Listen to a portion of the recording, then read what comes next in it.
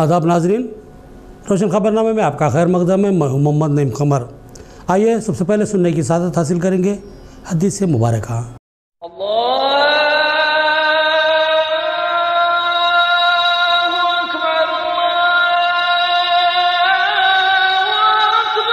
बिस्मिल्लाहिर्रहमानिर्रहीम। हज़रत अबू हुरैरा रज़ियल्लाहु अन्हु की रिवायत है कि हुज़ूर अक़दस सल्लल्लाहु अलैहि वसल्लम ने फरमाया कि क़यामत के दिन मेरी शिफाअत वो हासिल करेगा जिसने दिल के पूरे खुलूस के साथ कलमा ला इलाहा इल्लल्लाह कहा होगा। हदीस मुबारक बुखारी। खबरों के आगाज से खबर नजर डालते हैं हेडलाइंस पर।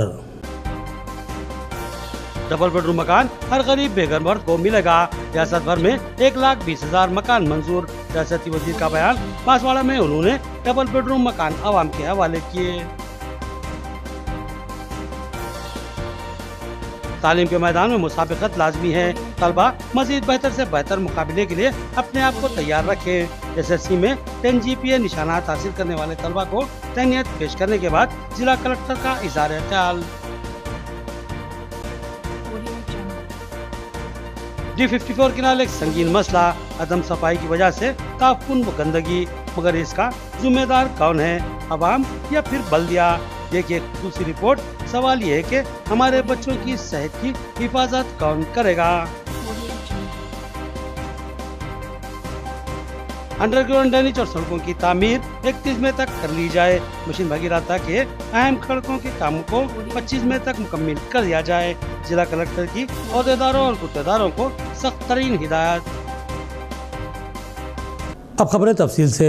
रियासती वज़ीर ने बांसवाड़ा में डबल बेडरूम मकानों को इस्तेफादा कुनिंदगान के हवाले किया और बताया कि बांसवाड़ा में जुमला 3,000 डबल बेडरूम मकान तामीर किए जा रहे हैं। हर मुस्तहिक को ज़ाती मकान की छत फराहम की जाएगी। रियासती वज़ीर ज़राअत पोचाराम श्रीनिवास रेड्डी ने बांसवाड़ा वीकली मार्केट के करीब तामीर किए गए डबल बेडरूम मकानात का इफ्तिताह अंजाम दिया। नई बिल्डिंगों में डबल बेडरूम मकानों का रियासती वज़ीर ने इफ्तिताह करते हुए उनको आवाम के हवाले किया। उन्होंने इस मौके पर बताया कि बांसवाड़ा हल्का असम्बली को जुमला 3,000 मकान मंजूर हुए हैं, जिनको मुमकिना तेज रफ्तारी से तकमील करवाया जा रहा है, जबकि कई मकानों को अब तक इस्तेफादा कुनिंदगान के हवाले किया जा चुका है। माबाकी जल्दी मुकम्मल करते हुए उनको आवाम के हवाले कर दिया जाएगा। रियासती वजीर ने बताया कि डबल बेडरूम स्कीम के तहत रियासती हुकूमत पूरी रियासत में 1,20,000 मकानात की मंजूरी अमल में लाई है, जिनकी मरहलावार तामीर करवाई जा रही है। रियासती वजीर ने कहा कि हुकूमत का मकसद है कि हर मुस्तहिक व बेघर इंसान को एक जाती मकान की छत फराहम की जाए और हुकूमत अपने मकसद में तेजी से पेशकदमी कर रही है। इस मौके पर अक़लियती कायद मोहम्मद एजाज के अलावा दिगर मौजूद थे। రాష్ట్రంలో హైదరాబాద్ కలుపుకొని మిగతా అన్ని కాన్స్టిట్యూన్సీ కలుపుకొని 119 నియోజకవర్గాలలో ఇప్పుడు 2,70,000 ఇండ్లు మంజూరైనాయి. అందులో నుంచి మన బాన్స్వాడకు 3,000 ఇండ్లు మంజూరైనాయి. 3,000 ఇండ్లు చాలా గ్రామాలలో 70-75 గ్రామాలలో ఇండ్ల నిర్మాణం కొనసాగుతుంది. ఇప్పటికే కొన్ని ప్రారంభించుకున్నాం. రేకులు కప్పుకొని కాగితాలు కప్పుకొని నివసిస్తున్నటువంటి స్థలాన్నే ఆ స్థలంలోనే ఈరోజు వారు 12 కుటుంబాలు అంతా అన్నదమ్ములు వారి అంతా భాగస్వాములు। SSC साल 2018 के तलबा को जिला कलेक्टर ने तहनीत पेश की। इन तलबा ने 10 GPA निशानात हासिल किए। 100% नतायज हासिल करने वाले स्कूलों को भी सराहा गया और महकूमा तालीमात को भी रियासत में चौथा मुकाम हासिल करने पर सताइश की गई। जिला कलेक्टर ने तलबा से मुस्तकबिल के लिए भी नेक ख्वाहिशात का इजहार किया। न्यू अम्बेडकर भवन में SSC में शानदार कामयाबी हासिल करने वाले तलबा को तहनीत पेश की गई।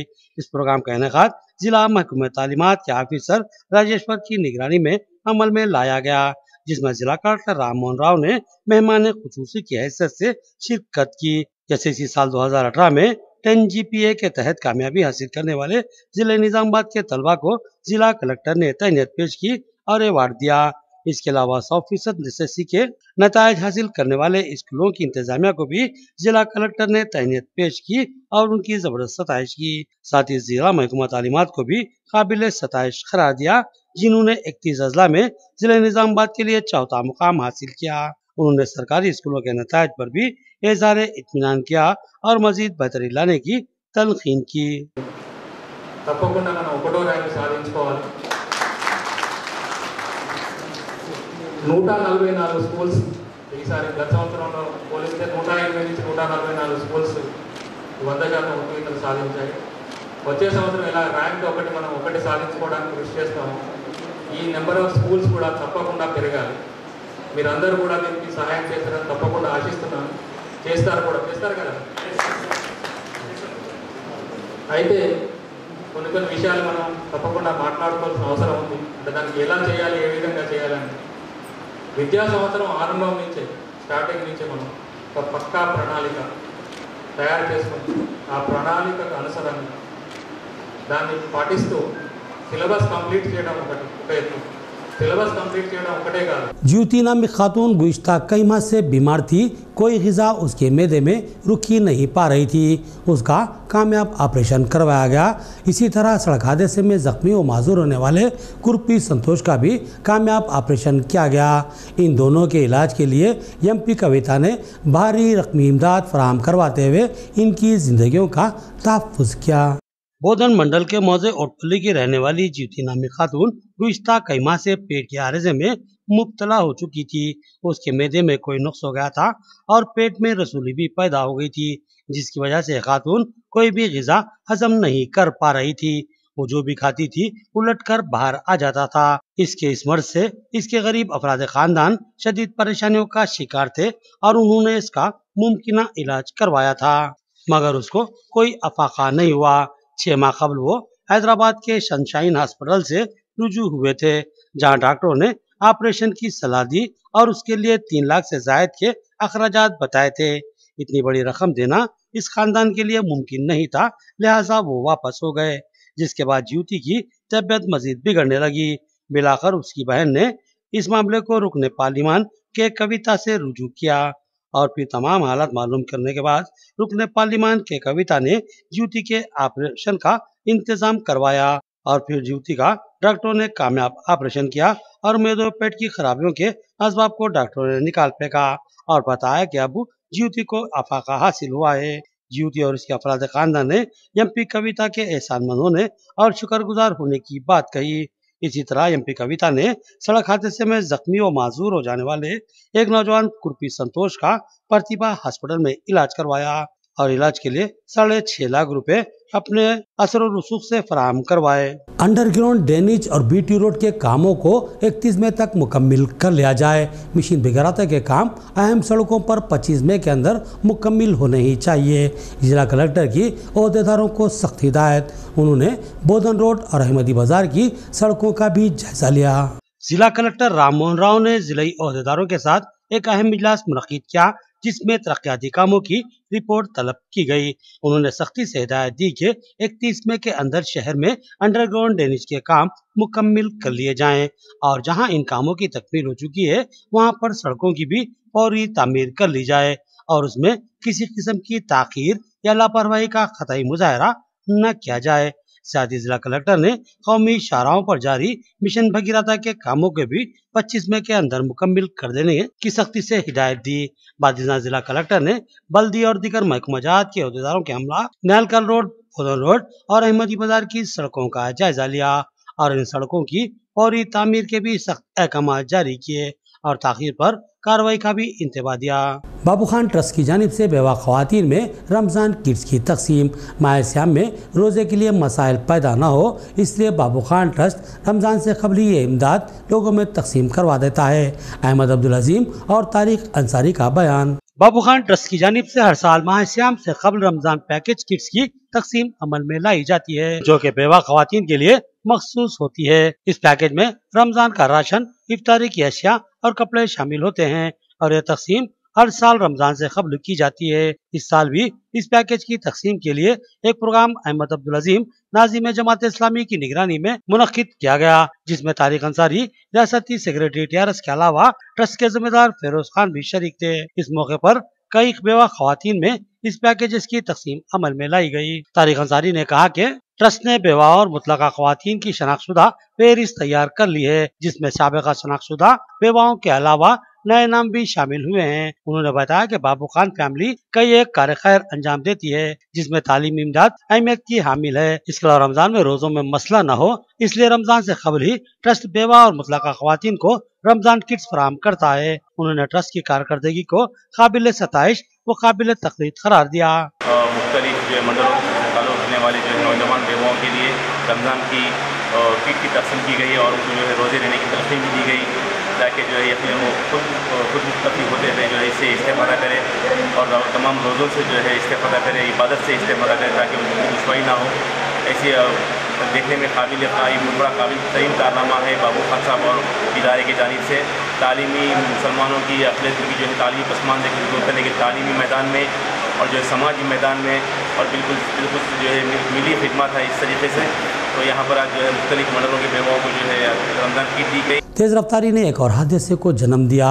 तेज रफ्तार ऑटो ड्राइवर के काबू में नहीं रहा और उलट गया। इस हादसे में ऑटो ड्राइवर के अलावा 2 खवातीन और एक कमसीन लड़की जख्मी हुए, लेकिन सूरत हाल तशवीशनाक नहीं है।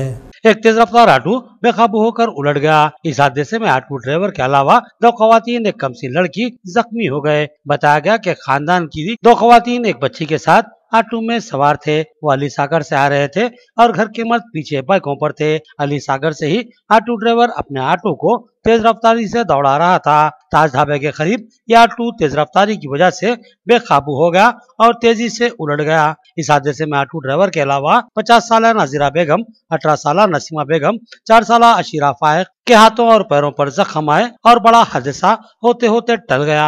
इन जख्मियों को सरकारी दवाखाना निजामाबाद मुंतकिल किया गया। इतला मिलने पर डिवीजन 20 के कारपोरेटर मोहम्मद अवैस अहमद के फर्जंद परवेज अहमद ने दवाखाना पहुंचकर जख्मियों की इयादत की और इलाज से मुतालिक डॉक्टरों से गुफ्तगू की। उन्होंने बताया कि जख्म है लेकिन मामला तशवीशनाक नहीं है। ऑटो ड्राइवर्स की तेज रफ्तारी पर कंट्रोल करना जरूरी है, बल्कि ऑटो ड्राइवर ही नहीं बल्कि हर किसी को तेज रफ्तारी के जुनून से छुटकारा हासिल करना होगा।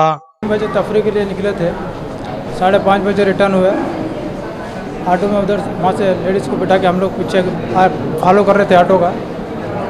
बहुत फास्ट चला रहा था ऑटो, उसमें लेडीज़ थे और बच्चे थे और जो उसको बोलने के बावजूद भी बहुत फास्ट चला रहा था गाड़ी। उसको ट्रैफिक में शायद उसको समझ में नहीं आया, हैंडल बहुत फास्ट में टर्न कर दिया।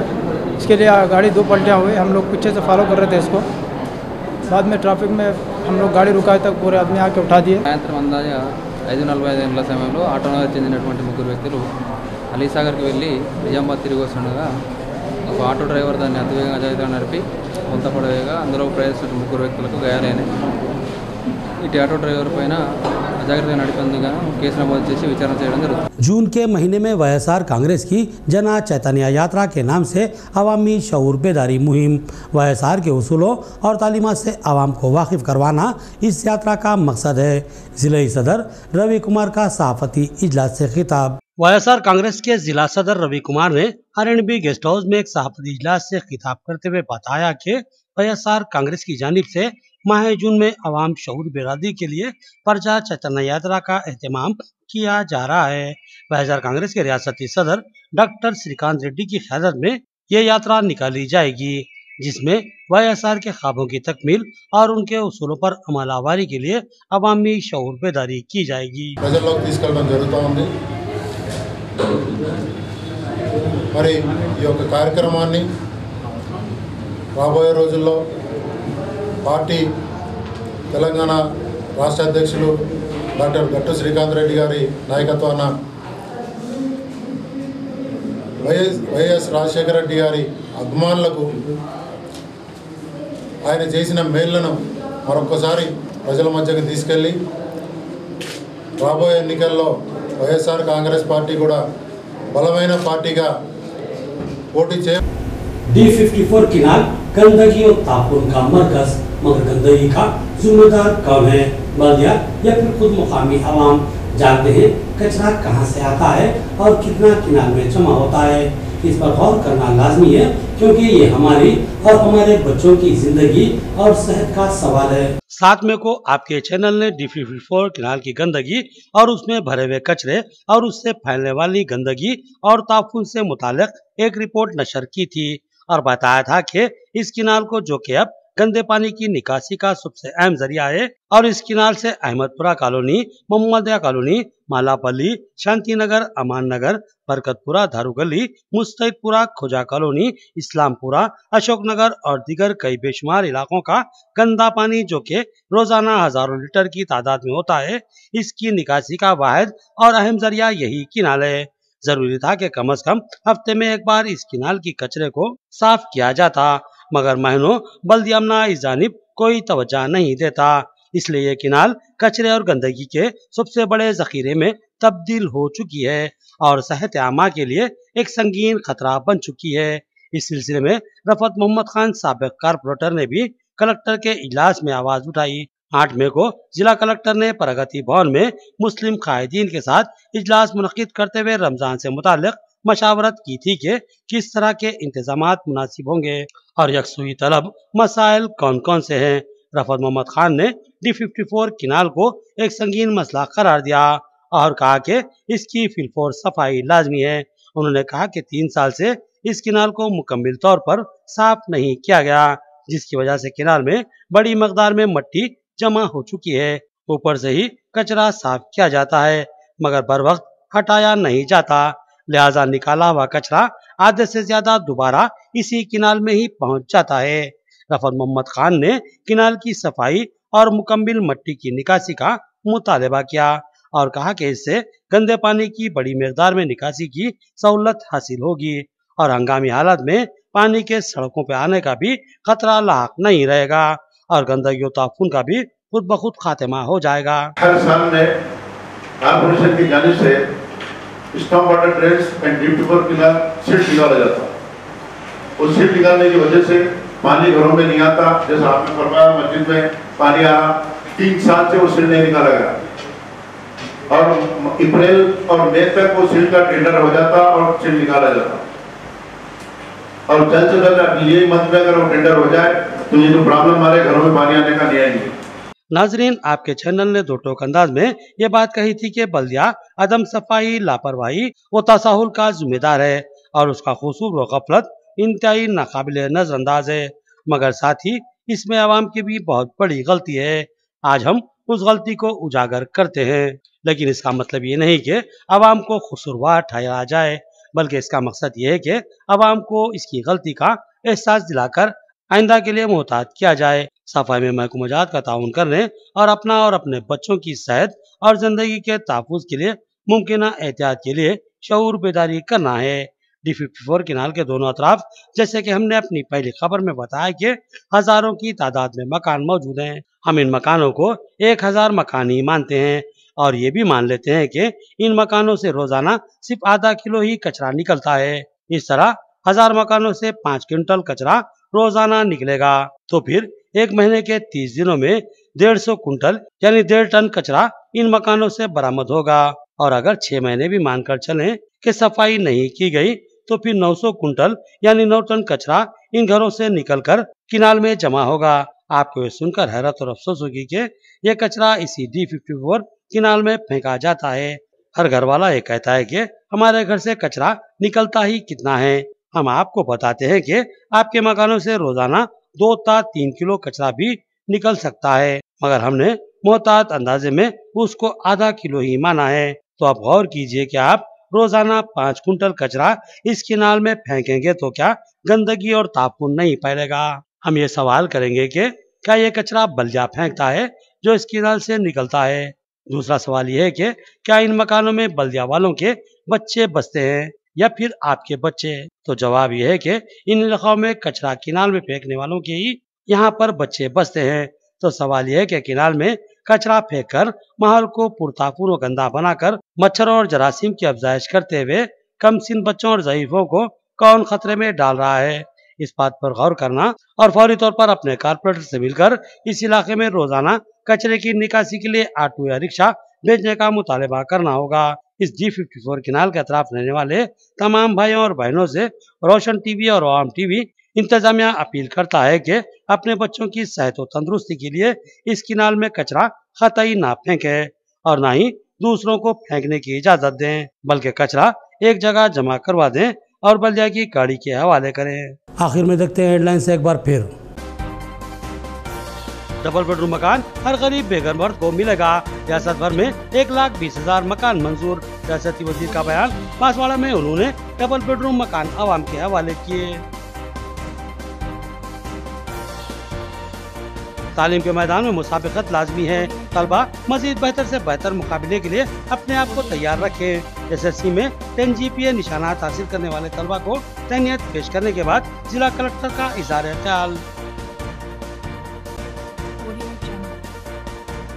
D54 किनारे एक संगीन मसला, अदम सफाई की वजह से ताफुन व गंदगी, मगर इसका जिम्मेदार कौन है, अवाम या फिर बल्दिया?